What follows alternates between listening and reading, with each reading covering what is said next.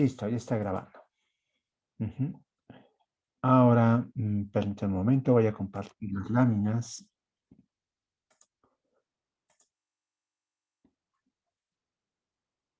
Listo. Están viendo las láminas, ¿no? Teorema de Michelin-Héroult. Me Así es. parece. ¿Sí? Ah, bien. Bien. Eh, ¿Alguien quería decir algo más? Aparte de confirmar que estaban viendo las láminas, ¿no? Bien. Bueno, me parece que había terminado de demostrar el teorema, que les decía que en realidad el teorema, la demostración es trivial, es básicamente la idea de formular la construcción que hice, la que nos da la demostración del teorema. Lo que nos faltaba, me parece, eran las aplicaciones de esto, ¿no? Y creo que les hablé de un caso, de un lenguaje que no era regular. Ujú. Entonces, vamos a ver este caso. Vean, es un caso muy simple. Tenemos el lenguaje definido de esta manera. Son todas las cadenas que tienen un solo símbolo, entonces es un alfabeto realmente muy elemental. No puede ser más básico. Y lo que queremos es que las cadenas tengan longitud, que es una potencia de n. Ujú. Entonces parecería que esto no es muy difícil y es un poco sorprendente que esto no sea un lenguaje regular.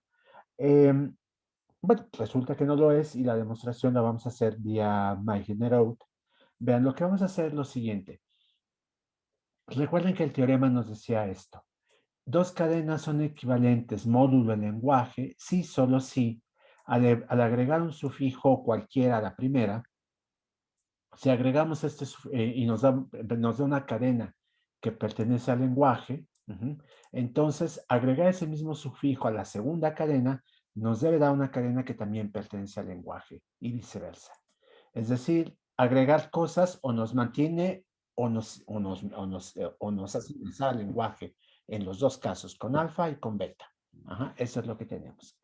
Entonces, el lenguaje regular, pues, perdón, esta relación de equivalencia nos debería inducir, por supuesto, como una toda relación de equivalencia, cierto número de clases de clases de partición, ¿no? De clases de equivalencia. Entonces, aquí tenemos que, en este caso, pues, por supuesto que ocurre eso, pero vamos a tener esta situación. Vean, si yo tengo que alfa seguido de k veces a y beta seguido de k veces a pertenecen al lenguaje, eso es porque la longitud de alfa más k es igual a la longitud de beta más k y esto me da una potencia de 2. Ahora, en este caso se dan cuenta que esto tiene que ser para cualquier valor de k, porque eso es lo que me dice la definición. No importa qué sufijo agregue, y en este caso el sufijo pues tiene que estar formado solo por la letra a, lo que nos importa es la longitud. No importa qué sufijo le agregue alfa, si eso me deja en el lenguaje, también debe pasar con beta. Y esto solo puede ser posible cuando alfa y beta son la misma cadena. Ajá, ¿se dan cuenta por qué?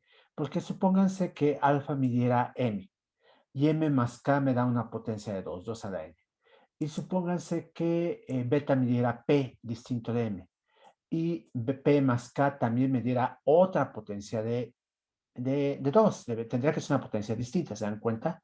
En ese caso, porque si fuera la misma potencia, pues tiene que ser la misma longitud, ¿no? Alfa y beta. Si fuera una potencia distinta a la que obtengo con alfa y la que obtengo con beta, porque la longitud es diferente, el punto es que yo puedo agregarle a alfa otro cierto número de as y obtener una potencia distinta de 2, pero no va a ocurrir lo mismo con beta. Es una cuestión básica de teoría de números, ¿no? Se dan cuenta, estoy sumando eh, números distintos de ambos lados, no puede ser que en los dos lados siga obteniendo potencias de 2. Entonces, por esa razón es que lo que ocurre aquí es que para que esto pueda darse cuenta para cualquier valor, pero puede ocurrir para cualquier valor de k que obtenga una potencia de 2, necesariamente tengo que tener que la longitud de alfa y beta es la misma, y como solo tengo un carácter en mi alfabeto, pues alfa y beta son la misma cadena. Ajá, y eso significa que cada cada cadena del alfabeto A es una clase de equivalencia. Ajá. Eso me da, por supuesto, un número infinito de clases de equivalencia y por lo tanto la relación inducida por el lenguaje no tiene índice finito. Como no tiene índice finito, entonces no puede ser regular. Entonces, ¿vieron cómo lo hice? La demostración es totalmente algebraica, No hay que referirnos a estados de autómatas, nada de eso, sino simplemente al hecho de que pues la relación de equivalencia inducida por el lenguaje me da o no me da un índice finito. Profesor, ¿cómo dijo al final que cada cadena era una clase de equivalencia? Sí, exactamente. Cada cadena es una clase de equivalencia por sí misma. Ujú. Eso es lo que tendríamos. A ver, no sé si queda suficientemente claro. Yo espero que sí, pero si no, déjenme usar otra vez el blog para poder presentar ahí a lo mejor un ejemplo de por qué del caso en que probablemente ustedes crean que no está bien reflejado por lo que estoy diciendo. Bien, por ejemplo, vamos a pensar esto. Ahorita cambio para que puedan ver el blog. Todavía no termino de configurarlo para que sea más visible en pantalla. Me parece que quedó bien. Perfecto. Y lo que vamos a hacer entonces es que voy a cambiar. Voy a cambiar el tipo de presentación. Un momento, por favor. ¿Están viendo todos la pantalla completa? ¿Sí? Sí. Perfecto. Entonces, miren, supónganse ustedes que tienen la cadena A, A, A, y por otro lado tienen la cadena A, A. Esta es alfa y esta es beta. Entonces ustedes me podrán decir, bueno, mira, hay posibilidad de construir potencias de 2 de la siguiente manera. A ver, déjenme pensar de qué manera puedo hacerlo. Mm, si yo le agrego 5 caracteres a alfa me da 8, pero 5 caracteres en la otra me da esto. A ver, entonces déjenme pensar otro valor que me dé una potencia de 2. Podría ser 5 aquí. A ver si con esto me sale. Tengo 5 y 3 me da 8 y acá tengo, ajá, ya tengo las cadenas. Estas dos cadenas son buen ejemplo. Ajá. Vean, ustedes pueden decirme, fíjate que si tú le agregas aquí la cadena, vamos a llamarle gamma, un momento, ahí está, la cadena gamma que está formado por 3 caracteres nada más, resulta que alfa seguido de gamma, su longitud es pues 8, ¿no? Y esto es 2 a la 3. Y la longitud de beta seguido de gamma es 4, ¿no?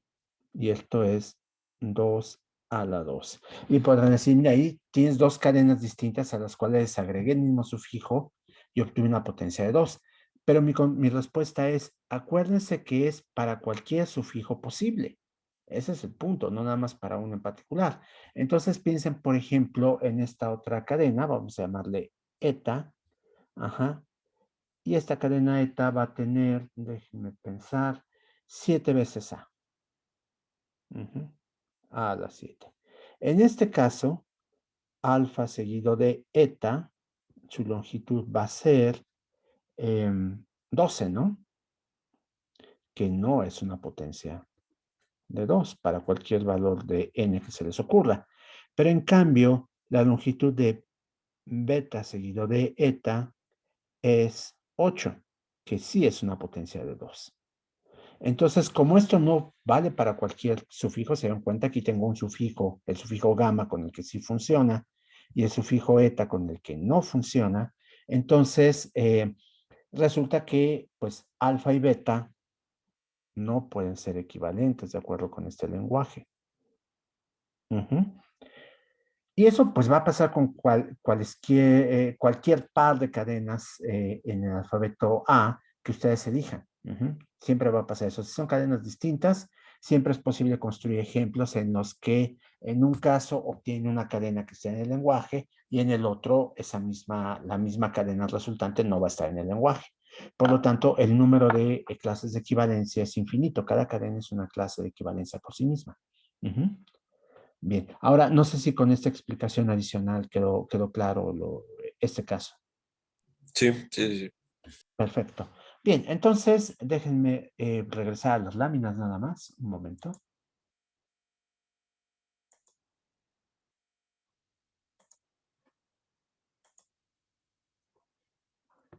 Bien, ahí está. Perfecto. Entonces, con eso terminamos esta parte y me detengo un momento porque mañana tienen que entregar la tarea. No sé si haya dudas sobre la tarea,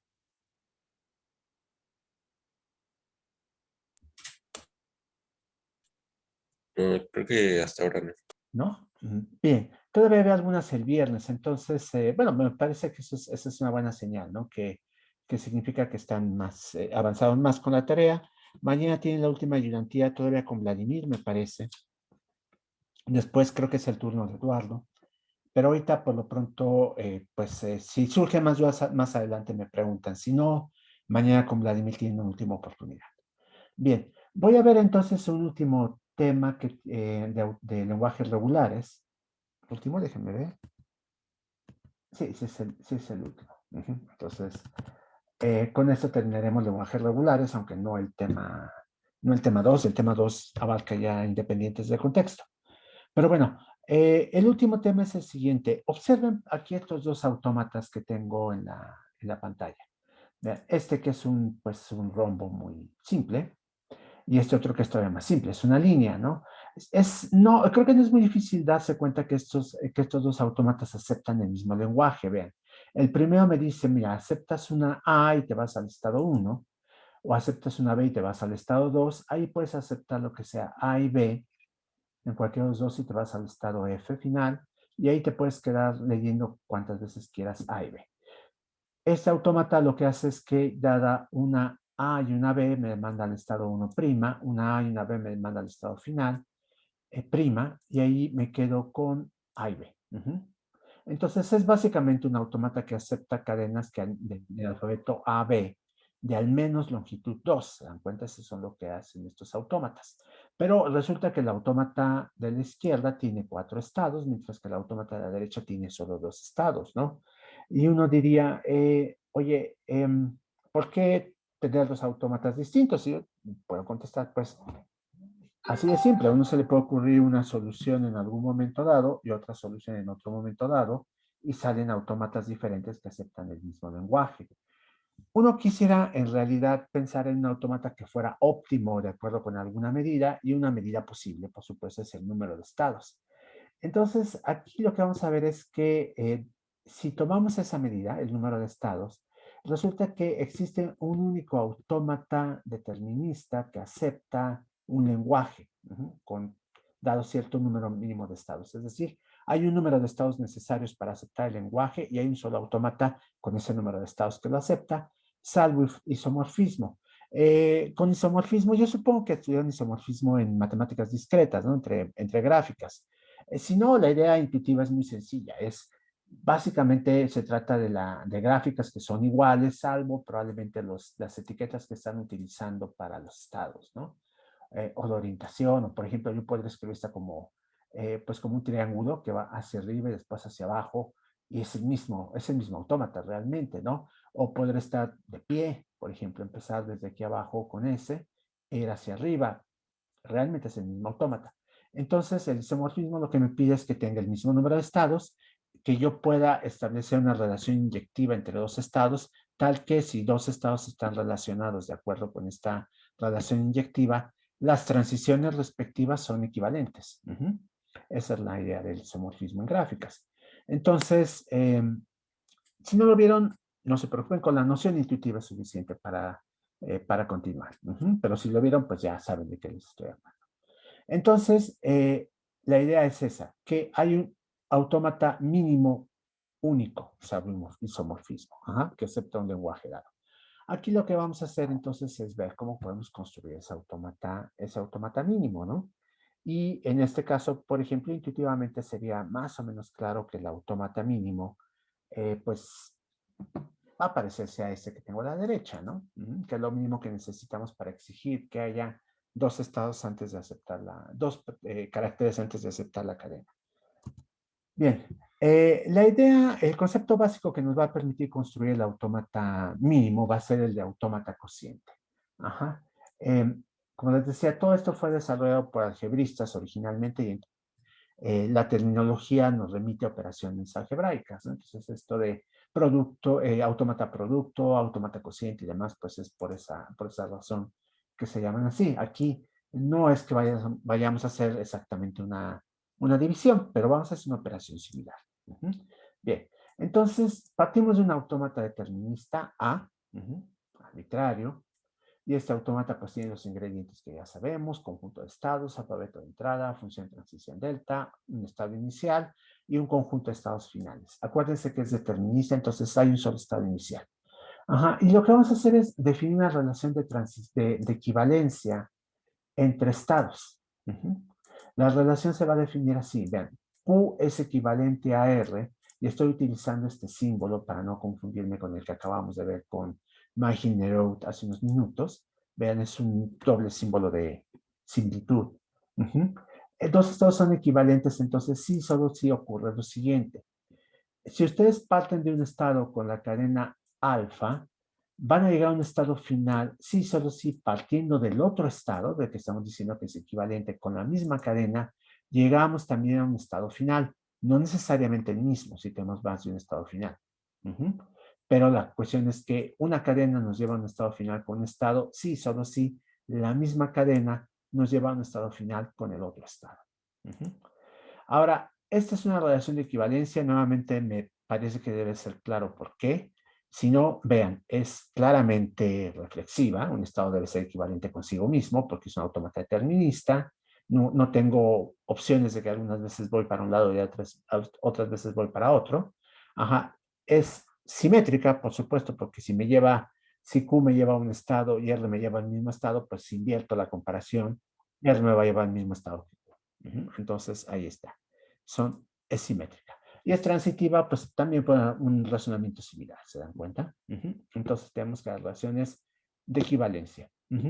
Y entonces vamos a definir el autómata cociente de la siguiente manera. Vean, este autómata lo voy a denotar con el símbolo de A, con una raya y con este símbolo de equivalencia. No me gusta cómo se ve esto, por cierto. Es un defecto del látex.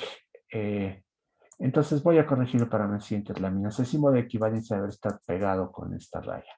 Es así como debe ser. Estos tres símbolos van juntos. Pero bueno, vean, lo que hago es definir un conjunto de estados distinto al que tenía antes, y también le pongo esto como este símbolo de equivalencia como un subíndice para designar que es el conjunto de estados del autómata cociente, no del original. El del alfabeto de entrada pues sigue siendo el mismo. Mi función delta también es específica para este autómata cociente. El estado inicial también va a ser específico para esta, y el conjunto de estados finales también va a ser específico para el autómata cociente. Por eso van indicados con este índice. Ahora, ¿cómo construyo estos? Vean, el punto importante realmente es el conjunto de estados. Lo que hago es que ahora, en lugar de tomar estados, tomo relaciones de equivalencia, perdón, clases de equivalencia. Es decir, si yo tenía 15 estados antes y resulta que al aplicar la operación de equivalencia que definí anteriormente me da 3 clases de equivalencia, ahora solo tengo 3 estados. Recordarán que las clases de equivalencia se pueden designar por medio de algún representante de la clase. Es decir, toman algún elemento que esté en la clase, el que sea, va a ser igual, y podemos designar la clase así. Y si los dos representantes pertenecen a una clase de equivalencia, pues estamos designando al mismo objeto. Entonces no hay ningún problema. Tomo clases de equivalencia. Ahora, la función de transición, esa es la otra que podemos ver importante que nos interesa aquí definir. Se define así, vean.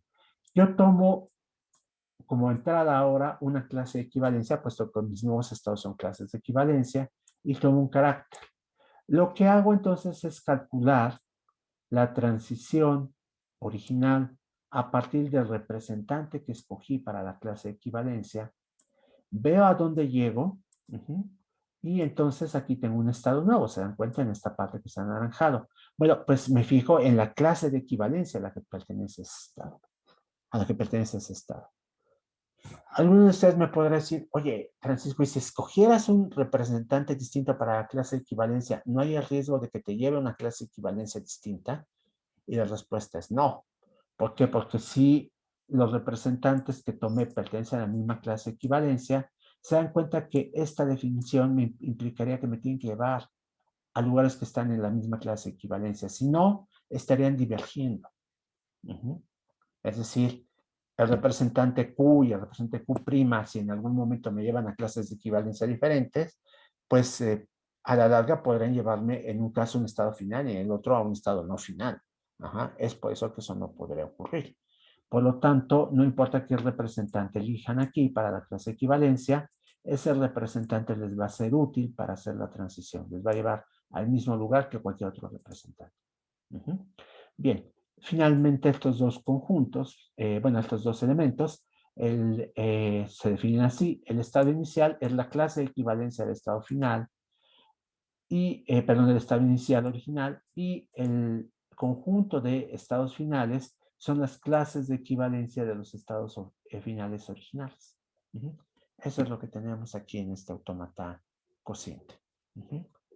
Bien, no tengo ejemplos. Vamos a construir un ejemplo en el blog. ¿Qué les parece? A ver, voy a regresarme a la lámina anterior. Aquí tenemos este autómata. ¿Qué les parece si construimos un ejemplo para este autómata? De acuerdo. Sí, profe. Bien. A ver, vamos a ver. Entonces cambio el estilo de presentación.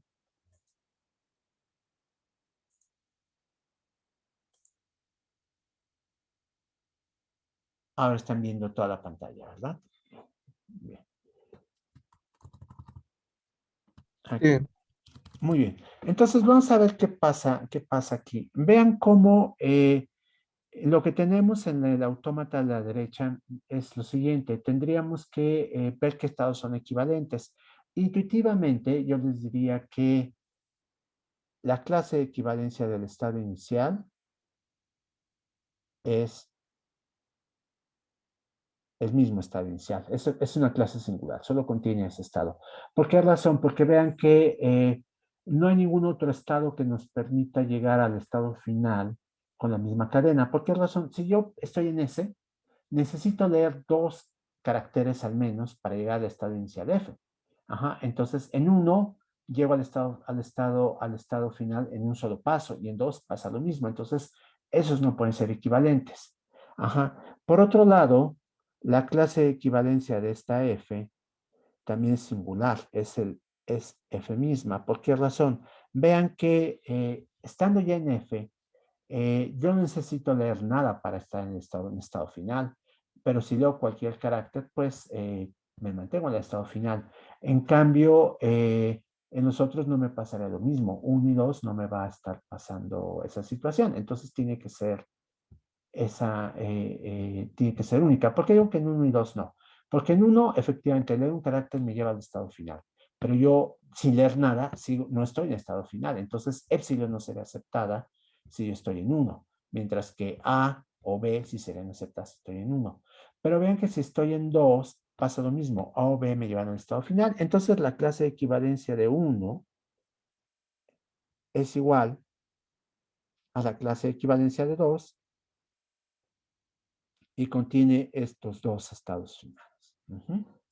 Entonces, mi autómata nuevo, ahorita lo voy a construir. Por cierto, esto fue un razonamiento intuitivo. No parece que haya ocupado ninguna regla, ningún algoritmo para hacerlo. Pueden verificarlo y va a corresponder con la definición que presentamos. Pero lo que voy a dar después, con eso voy a terminar la clase de hoy, es un algoritmo que nos permite calcular exactamente el autómata cociente. Ahorita lo estoy haciendo de manera intuitiva antes de presentar el algoritmo. Entonces, nuestro autómata ahora quedaría así. Y van a ver que es muy parecido al que está del lado derecho. Aquí tendríamos S. Aquí tendríamos que vamos a la clase de equivalencia de el que quieran, 1 o 2. Es la misma clase de equivalencia. Y finalmente vamos a el estado final, que es la clase de equivalencia de la F. Aquí lo ponemos en 2 circulitos para indicar que es final. Y aquí nos quedamos con A y B.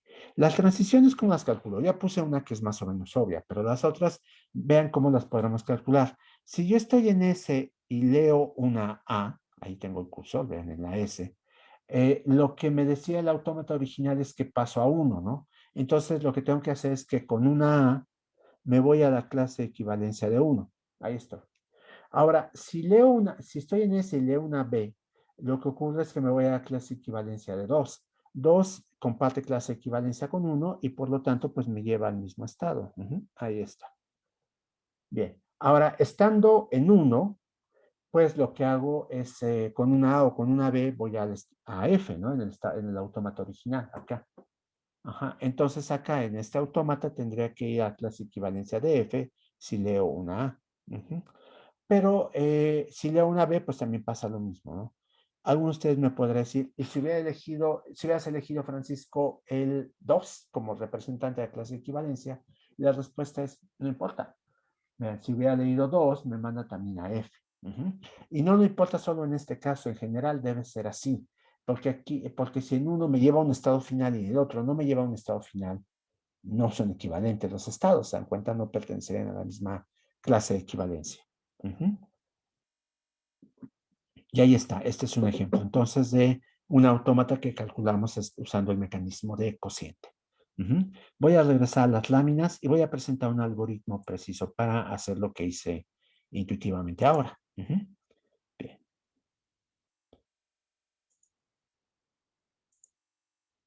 Ahí está. Ya están viendo las láminas, ¿no? Bien. Entonces, el algoritmo consiste en lo siguiente. Vamos a construir una tabla. En realidad, ni siquiera nos hace falta una tabla completa. Nos hace falta, pues, o el triángulo superior o el inferior. Creamos una diagonal y con esa nos vamos a quedar. Porque esta tabla va a ser, pues, una matriz y va a ser una matriz simétrica. Y el algoritmo va a funcionar de esta manera. Vean, tomo un autómata con estos ingredientes, los que ya conocemos, y voy a contar el número de estados. Voy a numerar del estado 1 hasta el estado K. Lo que hago entonces es tener K renglones y K columnas. Y aquí en cada entrada de la tabla voy a guardar un valor. El valor va a ser S si resulta que el estado que está en el iésimo renglones final y el estado en la jésima columna, es decir, la entrada IJ, si resulta que uno es final y el otro no es final, es decir, si el estado en el jésimo renglones final perdón, el iésimo renglones final y el estado en la jésima columna no es final o viceversa.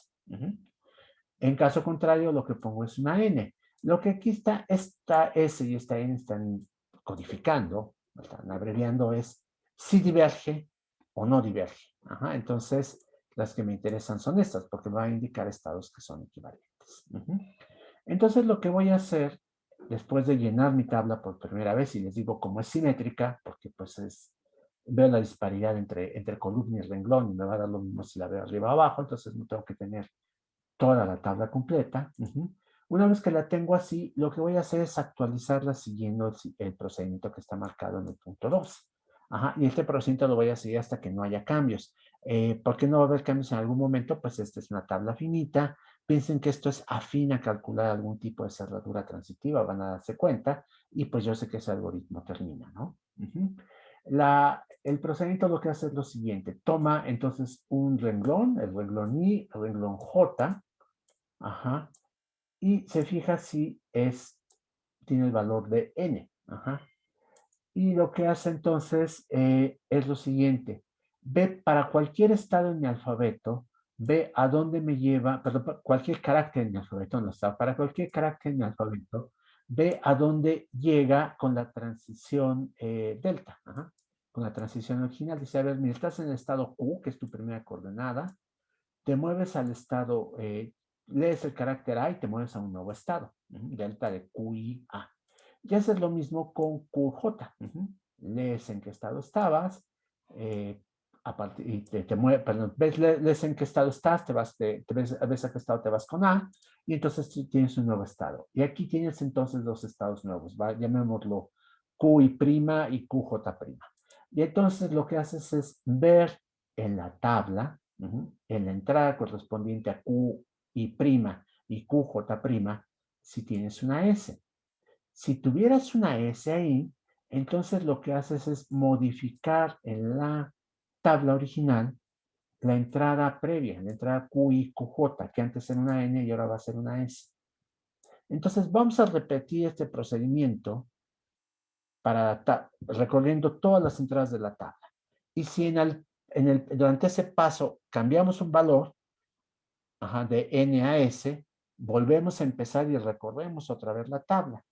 Si volvemos a cambiar un valor, al final volvemos a empezar y recorremos la tabla sin este procedimiento hasta que en algún recorrido ya no hagamos ningún cambio. Les digo que esto tiene que pasar pues porque estamos pues en alguna manera calculando la cerradura transitiva de esta tabla. Estamos viendo qué pasaría cuando me encuentro con pues todos los recorridos posibles dadas las cadenas que puedo leer. Este no es un conjunto infinito porque la gráfica es finita.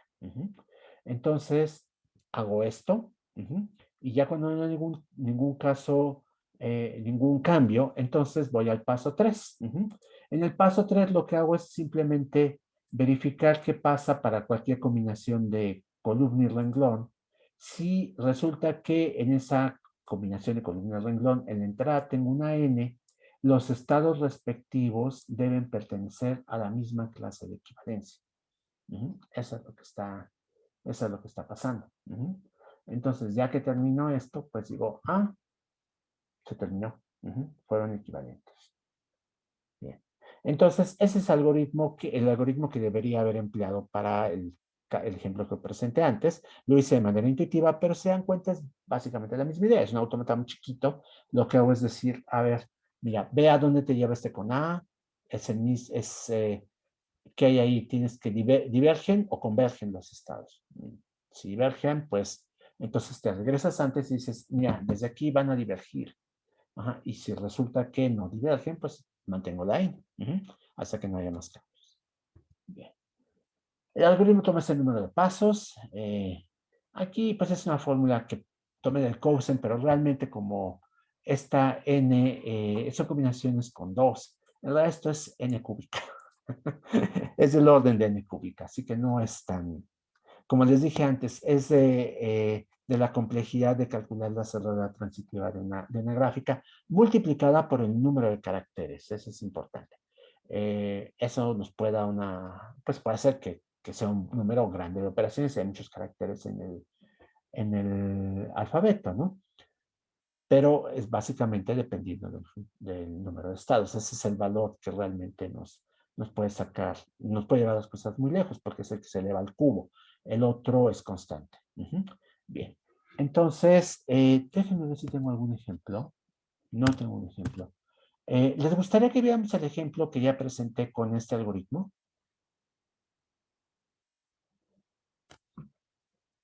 No, sí queda claro. Sí, a ver, adelante. No, no dije que sí quedaba claro, profesor. ¿Sí queda claro? Pero había otra persona que quería hablar. También, a ver, me gustaría oír la segunda opinión. A mí sí me gustaría ver el ejemplo, por favor. ¿Tú quieres el ejemplo? Es que no te escuché bien. Sí, por favor, el ejemplo. Bien, bueno. Entonces, a ver, vamos a hacer el ejemplo. Nos va a llevar muy poco tiempo realmente. Aquí está el autómata. Voy a regresar entonces al blog. Un momento, por favor.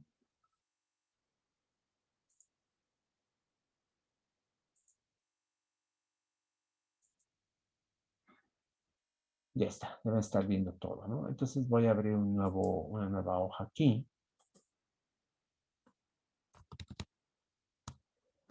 Y vean, entonces aquí tendríamos que tener una tabla de este estilo. Tenemos S, 1, 2 y F, ¿no? Y acá tendríamos que tener S, 1, 2 y F. Originalmente tenemos que, aquí obviamente hay una N, la diagonal nos va a dar siempre una N. Yo creo que en este caso voy a concentrarme en un triángulo de este estilo. No importa mucho cómo corten su gráfica, eso es lo de menos. Aquí obviamente también vamos a tener una N, porque pues es el mismo estado, no puede divergir con respecto a sí mismo. Y tenemos acá otra N. Los demás vamos a tener pues que estos dos no son finales, entonces vamos a tener una N aquí también, esto va a ser una N, pero aquí tenemos una S, nuestra primera S, N, N, S, N, N, S y N, N, N. Como les decía, podemos olvidarnos de una parte de esta tabla, no tenemos que tenerla toda. Y déjenme ver cuál nos queda mejor. Nos va a quedar mejor esta. Ujú. Esto no importa, es igual a lo otro. Ujú, ahí está. Bien. Entonces, ya que tenemos eso, lo que hacemos es lo siguiente. Vamos a empezar a repetir el algoritmo. Vean, si yo estoy en el estado S, ajá, no voy a tampoco analizar la diagonal. Ah, borrar la diagonal, perdónenme. No era en esa dirección que tenía que borrar. N, S, S, N, y este era S, S. Ajá, todos estos son S, no N, perdón, porque es el estado final. Ahí está. Listo, ahora sí. Porque tengo que poder comparar la largo de esta diagonal. Entonces, ahora sí vamos a borrar este triangulito que no está en la diagonal.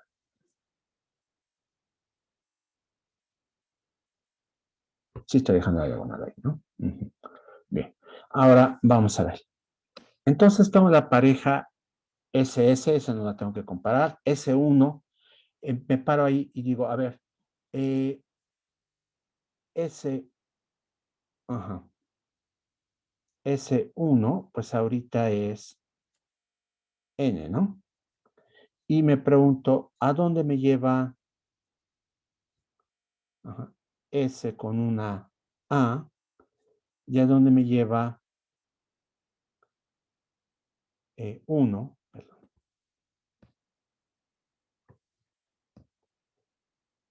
con una A. Y la respuesta es, pues, que esto me lleva a, S con A me lleva a 1, y S con, perdón, y 1 con A me lleva a F, ¿no? Ajá. Bien, y esto, pues, es una S, ¿te dan cuenta? Uh-huh. Es la entrada 1F, que es una S. Ajá. Déjenme ver dónde la tengo. Aquí está, 1F. S. Y entonces, pues como difieren aquí, lo que tendría que hacer es cambiar, y esto lo voy a poner en otro color porque este es un cambio. Ahora esta es una S. Y entonces en la entrada S1, ahora escribo S. Porque yo difiero cuando hago esto. Es decir, cuando ya avance un carácter, en uno me llevo a final, pero en ese no. Entonces no pueden ser el mismo. Se dan cuenta que lo mismo va a pasar en S2, ¿no?